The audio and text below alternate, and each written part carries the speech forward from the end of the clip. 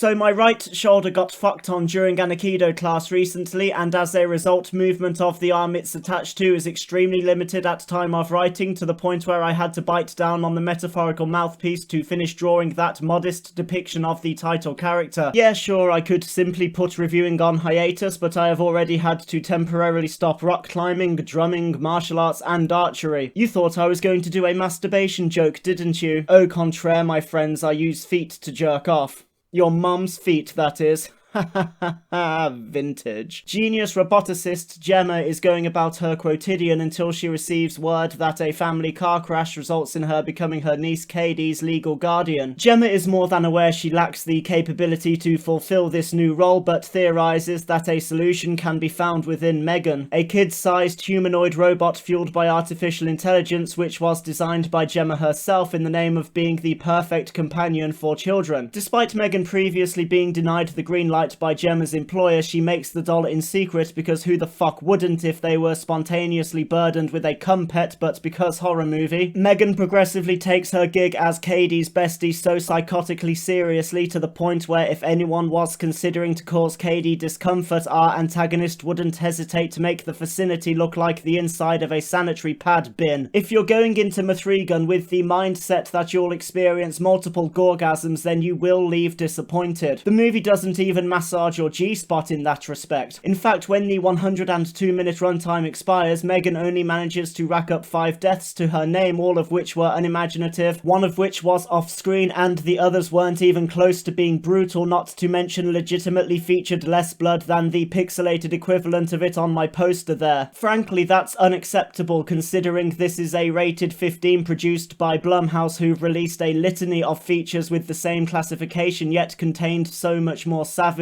I'm not saying that a balls-to-the-wall bloodbath would suit M3GAN's tone, but I do believe it should have contained at least enough violence and hemoglobin to make that sanitary pad bin joke feel less ironic than my dusty stash of condoms. So what type of tone does M3GAN emit? Well, it defines itself as a science fiction horror film. Out of those genres, it embraces the former over latter, but I'd say it's more of a psychological movie than anything else. The prominent focus for sure is on processing a tragic loss, adjusting to new circumstances made corporeal by said loss, and how the younger generation are using technology for stimulation and have drifted from humanity as a result, all with extremely mild stabby rip stab stab occasionally taking place. There's also assorted elements of comedy, and I confess it did summon a couple of chuckles, and I also enjoyed M3GAN as a character. Strongest screen presence by miles, and had such range despite presenting all of her various emotions and qualities in a manner more deadpan than Jim Ross's cum face. If you're seeking to see a psycho doll embark on unrelenting homicide, I would opt for choosing one of the many other options available. I personally had fun with M3GAN, but most likely for reasons not intended by the filmmakers. What I will say though is that I found it to be unrelatable on every level. I thankfully haven't lost my parents yet. I was raised in the 90s, so I had to rely on other kids or my imagination for entertainment, as technology and alcohol weren't in my life at that time. Sad face. Also, I'll never be a parent or legal guardian because my relationship with children will never go further than me charitably placing baby bottle teats over my car's exhaust pipe.